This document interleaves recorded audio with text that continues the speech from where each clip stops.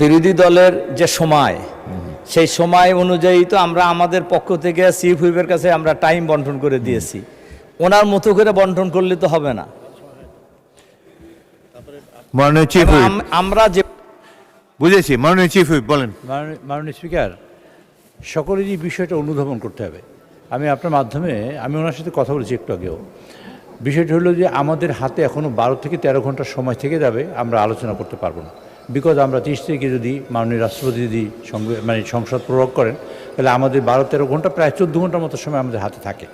তো সেই হিসেবে ওনাদের বলেছি যে আমাদের মাননীয় মন্ত্রীবৃন্দ কেউ বক্তব্য রাখেন নাই, প্রতিমন্ত্রীবৃন্দ কেউ 2-1 বক্তব্য রাখছেন, অধিকাংশ রয়ে গেছেন। আমরা যেটা করব সেটা হলো আজকে দিনের মধ্যে আমরা মাননীয় সকল মন্ত্রীদের এবং আমাদের যত বক্তব্য আছে সব বক্তব্য শেষ করার চেষ্টা করব।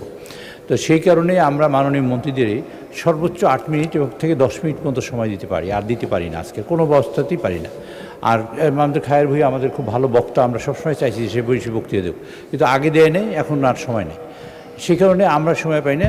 আর আগামী দিন 30 তারিখে যদি হবে, সেদিন আমরা সময় রেখেছি আমাদের মাননীয় বিরোধী দলীয় উপনেতা এবং আমাদের মাননীয় বিরোধী দলীয় নেতা এবং আমাদের মাননীয় নেতা এবং এখানে আর 2 জনের জন্য বক্তব্য সময় রেখেছি আগামীকালকে দিন। আগামীকালকে আমরা কেউ রাখবো না, আজকেই আমাদের বক্তব্য শেষ করতে হবে।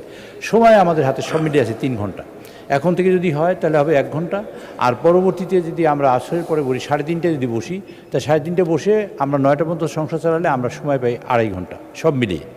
তো এই 2.5 ঘন্টা আর এই 1 ঘন্টা, 1 ঘন্টারও তো অনেক সময় চলে গেছে, তাতে যে সময় ভাগে আসে আমি ওনাকে বলেছি যে আপনারা 10 মিনিট করে বক্তৃতা দেন। আমরা 30 মিনিট দিলে তা তো আমরা কাভার করতে পারবো না, কারণ আমি সময় দিচ্ছি ধরেন আমরা 26%, কিন্তু সময় তো একইভাবে ভাগ হইতেছে। আমরা সময় বেশিও নিচ্ছি না, ওনাদেরও কম দিচ্ছি না, বরং একটু বেশি দেওয়ারই চেষ্টা করছি। সেই জন্য আমাদের মন্ত্রী 8 মিনিট দিলে ওনাদের বলছি আপনারা 10 মিনিট দেন, এই অনুরোধটা ওনাদের কাছে করেছি। মাননীয় সংসদ বিরোধী দলীয় নেতা, এই ব্যাপারটায় আপনি দৃষ্টি দিয়েন, আপনাকে অনুরোধ করছি। ধন্যবাদ মাননীয় স্পিকার। আপনাদের প্রাপ্য সময় অনুসারেই তো নির্ধারণ করেছেন বলে মনে হলো। আমাদের সিনিয়র লোকদেরকে একই বলে, আমাদের লোকদেরকে আগে আমরা সময় কম দিয়েছি, সিনিয়ররা বেশি সময় বক্তব্য রাখার জন্য। আমাদের মাননীয় চিফ হুইপ আজকে এসে যদি এই বক্তব্য দেন যে সময় নাই, আমরা তো আমাদের সময় সেভ করে রাখছি, তো উনি কী করছেন এটা ওনার ব্যাপার। কিন্তু আমরা বিরোধী দলের যে অংশ আমরা সময় পাই, সেই সময় তো আমাদেরকে দিতে হবে। আমরা আমাদের অন্য সদস্যদের সময় আমরা কমিয়ে দিয়েছি সিনিয়রদের বক্তব্য শোনার জন্য।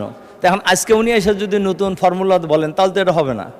মাননীয় সদস্য, তিনি সময় কমিয়ে দিয়েছেন মন্ত্রীদেরও, আপনাদেরও, সবাইরই বাস্তবতার প্রেক্ষিতে।